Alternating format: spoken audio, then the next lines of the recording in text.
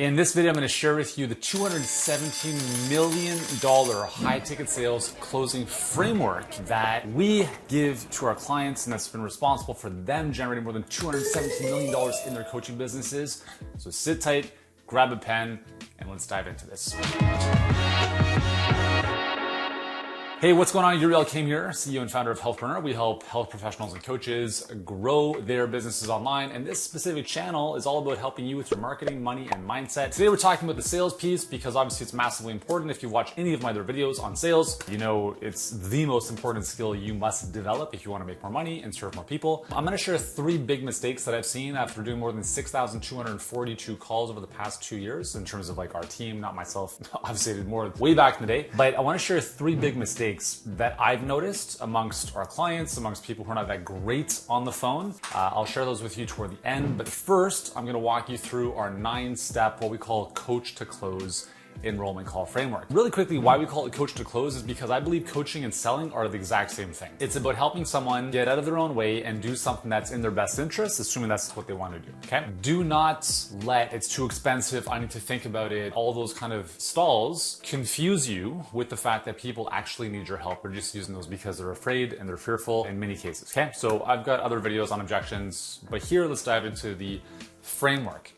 So first and foremost, I don't care if you're doing this in person, on the phone, or on Zoom, it's the same thing, okay? And this is really best used for any kind of high ticket sales. So anything in the neighborhood of 2,000 plus, right? So 5,000, 10,000, I mean, we use the same framework. So, anyways, it's worked well for us. We've done more than 8 figures. Our clients have done more than 270 million. So let's dive in, okay? Before we get into the first steps, let me break this down into 2 sections. So the first 2/3 of the call is what I call diagnose. We work with health professionals. So the analogy is like, if you went to see a doctor, they're not just going to give you a prescription, right? Like, hey doc, hey, here's your prescription. Like, whoa, I haven't even told you what's going on with me.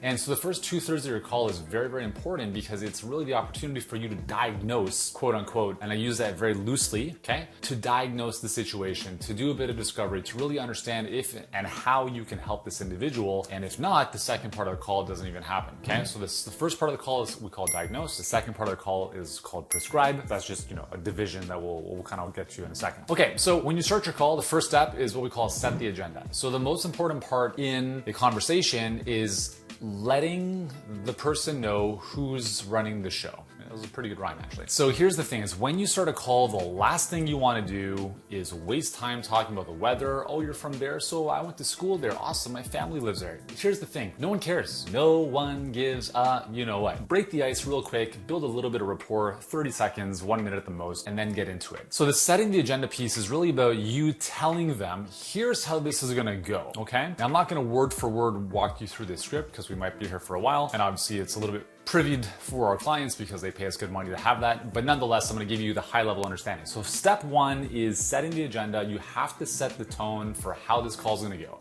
Let them know that, hey, I've got you on the call, I've got you on the calendar for the next 45, 60 minutes, whatever the time is. Here's my intention. I'm gonna ask you a couple questions to work out for how it can help you. If I can, I'll tell you more about what that looks like at the end, et cetera, et cetera, et cetera. If I can't, I'll let you know and hopefully, do my best to point you in the right direction. So you wanna right away set the tone. A really important piece of this is asking them if there's anyone else in the decision-making process that needs to be informed, i.e. on the call. Now, you would have already asked this pre-call, you would have asked this in your application potentially. I would still recommend asking this here because if they do say, you know what, actually I need to have my husband on the phone, great, awesome, when's a better time for the 3 of us to connect? The last thing you want to do is spend 60 minutes to someone, 30 minutes or whatever it is, and then them being like, you know what, I actually have to run this by my husband. You're like, really?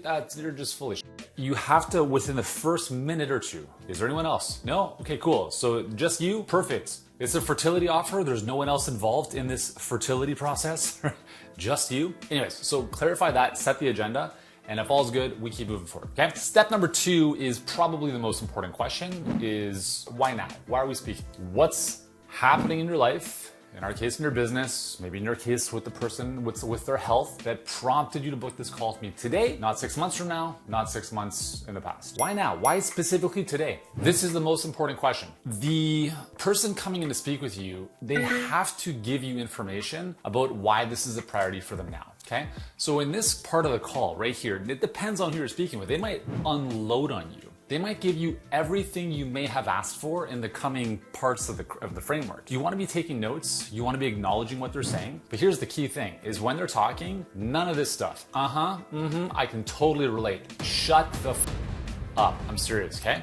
It drives me crazy when I listen to people doing calls like this and they're like, yep, even my team. I'm like, guys, mute the line. I swear to God, mute the line. Do not say a single thing. It is very distracting. We do it out of almost our own discomfort. Like we don't know how to sit in silence. Ask a question, mute your line, let them speak. If the prospect's like, are you still there? I'm like, yeah, 100%. I'm just listening and I'm taking it all in, okay? The benefit of this call for people is number one, you're giving them clarity. You're giving them clarity around their situation. And the second thing is very, very seldomly do people have 30 to 60 minutes to fully talk about themselves, like even with their spouse. So you giving them the space to talk about this stuff is like, even if they don't enroll with you, they're like, oh my God, that was the best call of all time because they spoke all the time. At least they should, okay? So why now? Why are we speaking? And then what specifically resonated with you about me?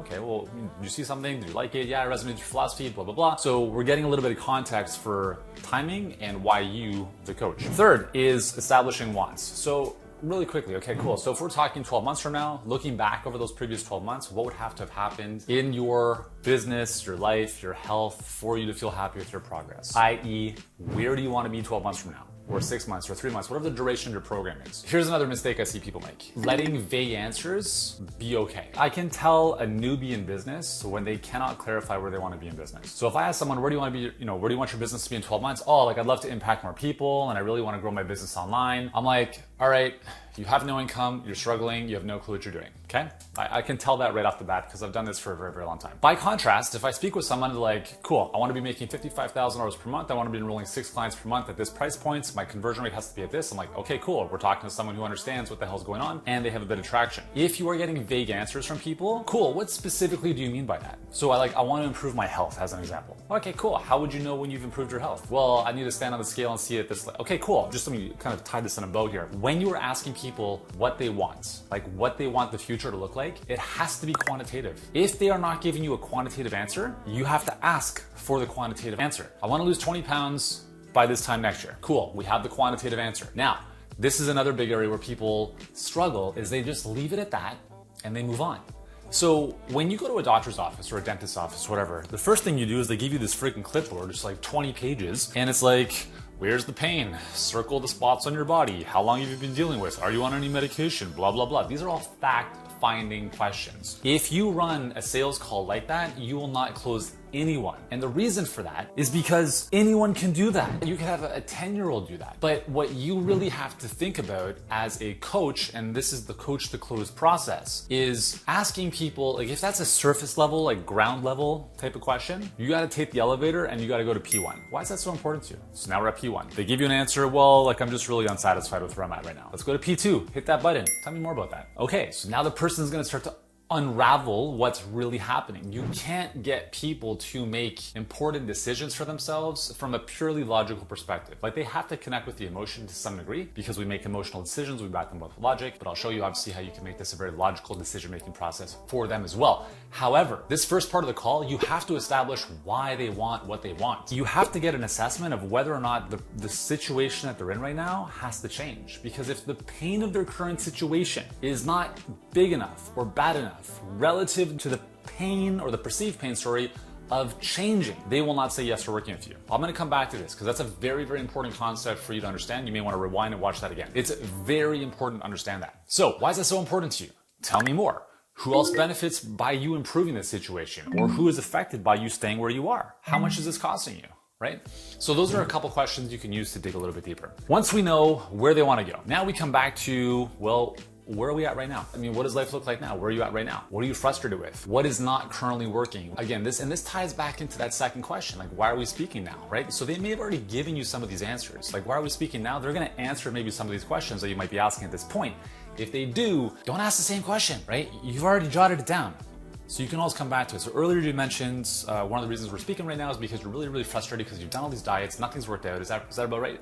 Awesome. I just want to come back to that for a second. So you can come back to those questions, even if they were all answered up front if you want to make sure you're still on track with this framework, right? Because it's not about following a script. It's about understanding the flow. It's about understanding the process. Like, you're not going to prescribe anything before you've asked these types of questions, right? So you have to just kind of follow this sequence. Whether or not you follow a word for word script, I don't care. I think it's actually very helpful to have one so you can read it 1,000 times so that you can speak it without seeming like you're reading anything. But nonetheless, we want to identify needs. So we've established where they want to go. We've established what the current needs are in terms of their frustrations, what they want to get rid of, what they want to avoid, what they want to get, like, you know, the pain they're dealing with. The next piece, we want to absolve past failures. This is also a very big area for opportunity, or missed opportunity really, is you have to understand that in every marketplace that I can think of, that I don't even know what marketplace you're in, maybe you're a health professional, maybe you're not. Every marketplace is very sophisticated. And what I mean by that is your prospects have seen everything, at least many things. So what they're thinking to themselves is, how is this different? How can this help me? And if you cannot articulate those two things, you're going to lose the sale. So someone comes in and you're going to ask them at this point of the conversation, so talk to me about, like, what else have you tried to solve this issue in the past? Well, this is the first time. Okay, well, that's a little bit of a different conversation. Nonetheless, most people are probably gonna be like, you know what? I've been doing pretty much everything you can think of since I was 20. Now I'm 55, and nothing's worked. My body's falling apart, none of the diets are working, my doctor doesn't help, none of the supplements work, I'm on hormone replacement therapy, go to the gym, work out with a trainer. You have to get them to articulate what they've tried and let them know that it's not their fault, although it kind of is, right? Because it's all of our faults, but nonetheless. So essentially here, what we want to do is we want to attack the strategy and we want to attack the support. Because if you're a coach, you're going to offer those two things, and hopefully at a higher level than anything else they've experienced before. So like in our case, we offer our clients, depends on the day, but, you know, anywhere from 5, 6, 7 calls a day in some cases. And so we can ask the question here, like, okay, so why didn't you like that approach to whatever other program they were doing? Well, like I didn't really like sending 50 DMs a day. Yeah, I totally understand that. Actually, we get a lot of clients just like you who come in because we're sick and tired of being on Instagram all day long sending 50 DMs. So obviously it didn't work, right? Okay, I can go specifically into, okay, how much time were you spending there? What type of revenue did you generate? How many clients did you bring in? Blah, blah, blah. And they might be like, well, it didn't really work out. I spent all this time. So it sounds to me like that strategy doesn't make a lot of sense to keep moving forward with. Would that be about right? Now that person's going to be like, yes, that's correct. That strategy I just told you about that I did, I no longer want to take part of. So now they've just kind of kiboshed one of the alternatives that they can think about. Because sometimes you'll get people on the phone that'll say, awesome, thanks so much, but I'm gonna do this thing that I just told you doesn't work, and I'm gonna keep doing it because all of a sudden it's gonna change for me. I'm like, you're full of shit. It's not gonna happen. So you have to neutralize these alternatives. And this is a really good part of the conversation to be able to do that. So you're saying, listen, okay, cool. So it sounds like you just had the wrong strategy, no big deal. Just out of curiosity, how many times per day did they offer you coaching, support, etc. in that program? Person might be like, how many times a day? I don't know, I get like 1 call a week. So in our case, that's very simple. Like, sorry, 1 call a week? Well, obviously, how are you supposed to make progress when you're being supported just once a week? Do you think it might make a difference if you had daily support and a little bit more coaching, right? Because in our case, we're offering, you know, a handful of calls every day, live on Zoom, etc., right? So we can use that to our advantage. If you're offering 1 call per week, you position the question differently. So how many calls per month, or what type of monthly support do they offer you? So you wouldn't position it weekly because you're only offering 1 call a week. But if you're offering several calls a day, you can position it by how many times a day did they offer you support. So you just have to understand how you can position your deliverables versus everything else without talking about your program at this point of the conversation. Notice that we're still in the diagnose phase. We haven't talked about our program at all. At no point in this conversation are you going to say, oh yeah, that's not a problem, we can help you with that. No, no, no. Don't even, as far as they know, you don't even have a solution at this point, okay? So we've absolved past failures, and you're basically saying, listen, so it sounds to me like you just had the wrong strategy and little to no support. Would that be fair to say? Yeah, okay, cool. Well, in that case, I mean, it isn't your fault. How are you supposed to succeed if you have the wrong game plan, if you're running east looking for a sunset and you have no one there to support you along the way? Like, it's crazy, right? The person's like, yeah, it makes sense. So we've absolved their past failures because one of the reasons people will say no to working with you is because they don't believe in themselves, because they've done stuff in the past that didn't work, i.e. they're a failure, and if they were a failure in the past, they're gonna be a failure again in making the wrong decision with you. That's not what we wanna have happen. People will make decisions from a point of confidence. So this is an opportunity to help you build their confidence to some degree, or at least absolve whatever self-doubt or issues they have about themselves going through this process. Okay, step 6, the final piece of the diagnose phase, is just to recap what you've talked about. So this part, like again, how long this part of the call takes in terms of everything we've done up until now, 20, 25 minutes, perhaps. Depends on how much that person speaks. You should speak almost nothing. Like if you were to track your calls and monitor, there's obviously other softwares out there that help you do this. I won't get into those, but when you're looking at your call or listening to your call afterwards, which you absolutely should do in the hundreds of hours, I'm serious, just like a pro athlete would review game tape, you have to review your calls. It's very, very important. If you review your calls and you are speaking as much as I am in this video, you're finished, right? The only reason I'm speaking in this video is because I'm speaking to a camera and no one else. What I should be doing in a conversation with a prospect is asking a question, zipping my mouth, letting them speak. So if we were to look at talk time, I would be 20%, they'd be 80%. We're listening, we're taking notes. At this point, we're doing the recap. Okay, so it sounds to me like you have this problem, you've got these challenges, other things haven't worked, and you want to go there, right? And that's really important to you because X, Y, or Z. So you're just doing a quick recap of everything you've discussed. And you're basically saying, is that about right? Is there anything else that you want to share? And they're like, no, that's pretty much everything. Cool. Now, it's almost like you've gathered all the raw material and now you're in your head and you're thinking to yourself, all right, we're just about there. I think I have everything I need in order to make a decision for me, like you, the coach, about whether or not I want to and I can help this prospect. The final border control really is step 7, which is when we get into Prescribe now. So this is really the point of no return. At this point in your head, you're like, this person's an energy vampire. I don't even want to work with them. You finish the call. And you just honestly tell them, like, listen, like, I don't think this is the right fit. Or in most cases, it's gonna be like, you know what? I think I can help this person. Let me just be very clear about this. So qualify is step 7. And at this point, we're almost like border control saying, here are the traits of my most successful clients. They have 1, 2, and 3. Do you meet those criteria? Do you embody those success traits? And again, your perfect client criteria or those success traits are going to be different maybe than someone else. But the most important thing is that you're getting an answer from the prospect that is very convincing.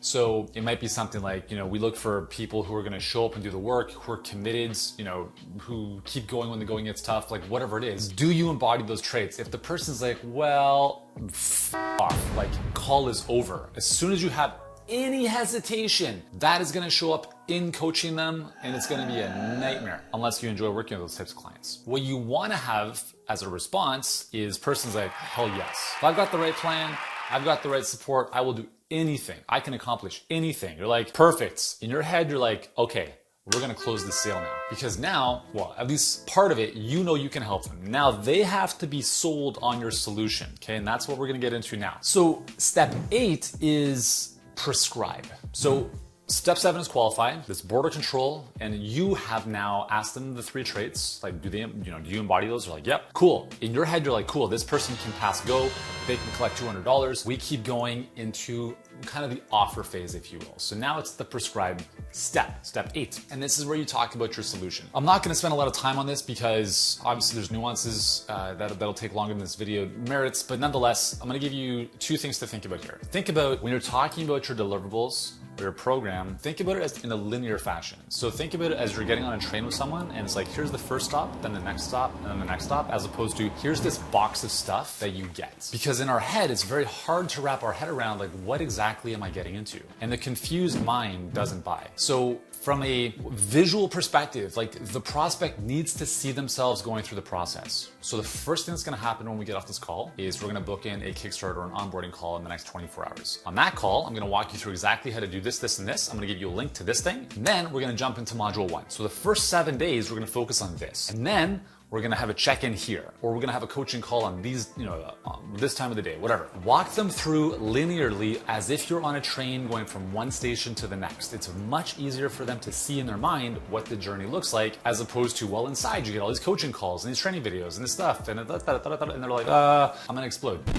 So that's the first thing. And the second thing is, if they want more details, it's very important to give them a little bit, not the whole thing, because you will drown people in details here. And if people have, again, if they're drowning in information, this is when you're gonna get the, I need to think about this, because they're just overwhelmed with stuff. Focus on the destination more than the journey, although how you get them there is important from a differentiation standpoint, but don't spend all day talking about your friggin' program. So we have calls on Mondays at 12, and then 2 calls on Tuesdays between 11 and 3. And then our Facebook group is awesome. Oh my God, you gotta see these Wednesday win posts. Like you start going to detail like that, this person is like, oh, I gotta go. Like it's over their head, done. We offer you on-demand coaching calls, live Facebook group, right? 24/7 support. Like just keep it simple like that. If the person's like, well, what exactly does that look like? Think of an analogy of snorkeling. Let's just use snorkeling. When you snorkel, you are skimming the surface, right? You have the little air thingamajig that you breathe from above the water. You're giving them enough information to have clarity, so they're looking down. Again, you're snorkeling. You can see through the mask. You can see the fish, right? You can see the coral. They're like, what is that down there? You're like, okay, let me quickly show you.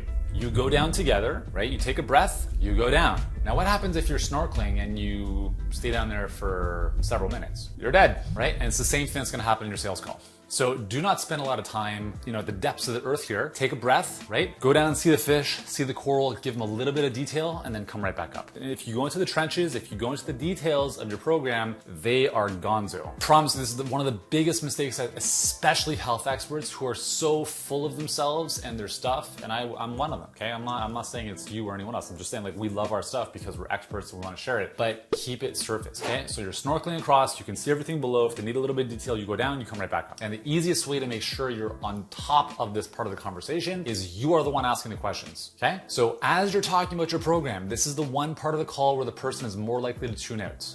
If you're speaking for 20 minutes, you're done. You got it, it's gotta be 10 minutes. I don't care how complicated your program is, 10 minutes max. As you're going through the stations, right? First thing we're gonna do is this, then this, then this. Is everything clear so far? Are you with me so far? Is everything 100%, good? Yes, awesome, cool. We check in at every station. So far, so good? Cool. You with me? Awesome. Don't even say, got any questions? That's a terrible question to ask because it's just gonna unlock, Pandora's box. So you get to as you're going through the prescribe phase, as you're talking about your program, it's very helpful to use what people call trial close questions. And these are questions to assess where someone's at. Because what you don't wanna do is you don't wanna arrive in the close at the end of the call and have no sense of where this person's at. And that's kind of an awkward situation versus like in our case, hey, just out of curiosity, if you had several calls that you could jump on every single day to get support for anything you need, would that be helpful for you? Oh my God, that'd be amazing. How so? Now they're gonna sell you on why the thing you just told them you're gonna give them is so helpful for them. In our case, well, if we build out your pipeline for you, would that be useful? Oh my God, if you could take the tech off my plate, that'd be massive, right? So now they're selling you on why your deliverables are gonna help them. So you're getting a sense of where this person's at in the sales process. Now, if they're giving you answers like, I don't know, I think I can do this on my own. You're not gonna get to the close, okay? It's not gonna happen. So we get to the end of Prescribe. We get to the end of talking about your program. Here's the question you ask. Cool, so just before we go any further, I just wanna get a sense of where you're at. So scale of 1 to 10, 10 being, oh my God, this is exactly what I've been looking for and I believe this path is gonna work for me. And 1 is, why am I still on this call? Where do you find yourself right now? They say anything other than 10, what would make it a 10? Well, I just need another price. Okay, great question. Obviously, we'll talk about that in just a moment, but I just wanna make sure that you're fully up to speed on everything you need to know. I just wanna get a sense of where you're at with the process. They have to be sold on the process or your program before you talk about price. It's really, really important because otherwise people make buying decisions based on price alone instead of value. You need someone who has bought into the value here and not what it costs. Because this is one of the reasons why I'm not a huge fan of telling people what the price of stuff is before I speak to them. I get a lot of people all the time like, hey, Yuri, can I put my price on my website? I'm like, well, you can, but you just commoditize yourself. Because now you've given your power away of controlling the sales process. And I understand that some people don't like this. But here's the thing is, we're not selling chapstick, right? We're not selling commodities. We're selling an intangible service that you have to take time to help connect to the prospect, especially in high ticket sales. Right? You can't just say, hey, it's $5,000. And they're like, oh my God, I can do P90S for $100. This is crazy. You're a scam artist. Why would you do that to yourself, right? People have issues with pricing. It's like, well, how dare you charge that much? How dare you think it's a lot? It's not. How dare you be 700 pounds? How about that? So don't talk about price until they're sold in the program. Scale of 1 to 10, they say, whatever it is. And then you get to the final piece, which is the close. And that's where we talk about the price, if you have a guarantee, whatever, and there we are, okay? So that's the 9-step framework. I'll just mention one thing on the price. With the price or the close, keep it simple, right? Offer minimum 2 options, no more than 3 in terms of payment options. So we can get you started today for $5,000, really simple. Or if you wanted to break it up into 3 payments, we could do 3 payments of $2,000. Which of those works best for you today? Not, so would you like to join us? Would you like to get started? No, I wouldn't.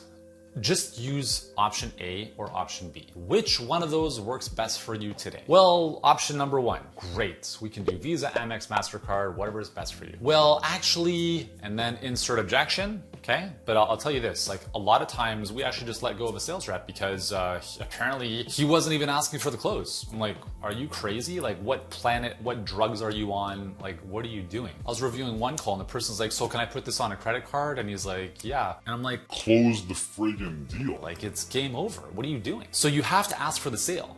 Which option works best for you? And remember, this is not about being pushy. This is about helping someone who's literally saying, I need your help. Please tell me what to do. You are the leader. You are the expert. They are not. You are telling them what they need in order to get where they want to go. And remember, if you know you can help them, if they've said, yes, this is exactly what I'm looking for, then at this point of the call, when you make the offer, right? Option A or option B, you have to become militant at closing the sale because this is going to be, it's easy to sell, it's hard to close. Okay? And I'm not saying you should break rapport, you shouldn't break trust and try to push people into stuff they're not, not willing to do. But listen, like don't buy people's lies, right? You're either going to buy their story or they're going to buy your solution. If someone says it's a lot of money, just always remember, these friggin' headphones were $900 Canadian. People have been on vacations that are more expensive than your program. They are watching hours of television daily on a 60-foot flat screen TV that costs more than your program. Do not buy the nonsense. You have to get good at overcoming objections. And obviously, the next video I want you to watch at the end of this one is one of those videos that's going to help you with some of those objections. But before we get there, real quick, there's 3 mistakes I see, and I've kind of alluded to them here throughout throughout our time together so far, but I just want to finish real quick with this, okay? So the number one biggest mistake in sales in general is talking too much and talking about yourself. No one gives a shit about you. They only care about themselves. Humans only care about themselves. You don't believe me? Go look at a photo album and look at which photo you're looking for first. It's you. Every single time. Your kids do it, we do it, everyone does it. Me, me, me, me, me. That's all we care about, okay? The sooner you get that, the easier your sales are going to become. Ask a question, zip it, ask another question, zip it, go deeper, zip it, just let them talk. Second mistake is wasting time with people who have not prioritized this now. If you are speaking with someone who is not hell-bent on changing now, the call is finished, right? So in that second question, early on, we say, okay, why are we speaking now? Well, I was just curious, I wanted to get some more information. Awesome. Let's connect when you're serious. What? Well, you're a dickhead. No, I'm not. I just don't want to waste my time, right? If you want some information, go to our website, okay? Obviously, my approach is a little bit abrasive sometimes. I'm not saying you have to be like me, but you have to set boundaries. And when you've been in business for almost 20 years, you don't fucking take people's shit. And I apologize for the swearing, but some people appreciate the straightforwardness, other people do not. If you don't like the fact that I'm a no BS straight shooter, we're not gonna work together. I'll tell you that straight up. I'm not gonna be coddling you, giving you a tissue, listening to your stories. I don't care about your stories. I don't even care about my mom's stories. I don't care about anyone's stories because those stories don't serve anyone, okay? I care about you, which is why I challenge you, okay? That's my approach to coaching. Anyways, the second thing is obviously wasting time with people who it's not a must now. It is the one thing that kills all deals. There's nothing you can do if it's not a now thing. Pricing, anything else, it doesn't matter. If they don't want to do this now, nothing else in the call is going to change that. So it has to be a now thing for them. And they have to understand that the pain of their current situation is absolutely unbearable because the perceived pain of change cannot be worse than their current situation. Because if it is, they're not changing. I'm 500 pounds. I hate what I see in the mirror. Oh, I got to work out. That's too painful for me. And this is where you have to dig the knife a little bit. This is where you have to ask questions earlier in the conversation where it's like, well, what is this costing you? Like how much longer do you want to keep saying this? I don't mean to be abrasive, but you deserve better, don't you? This is where you kind of turn up the fire. And if someone is not able to connect to the pain of where they're at right now, they're not going to change. Okay, so that's the second big mistake is wasting time with people where it's not a must now. Third big mistake is not neutralizing alternatives and failing to ensure the prospect is sold on your solution. If they tell you oh, this sounds like other stuff I've done before, you've lost. There's nothing else you can say because now they've put you in a category with whatever else you're comparing it to. You have to kibosh, neutralize, bazooka out of the air any alternatives they're thinking about, which includes doing nothing or reading a book or following a DVD or doing another program. And if your marketing is good, your marketing will have neutralized a lot of that stuff. So they come on the call with you and they're already sold 80% of the way there. So anyways, that's the $217 million high ticket sales closing framework. I hope you found this useful. Listen, if you enjoy this type of stuff, we have tons of videos on the channel around sales, overcoming objections, selling mindset.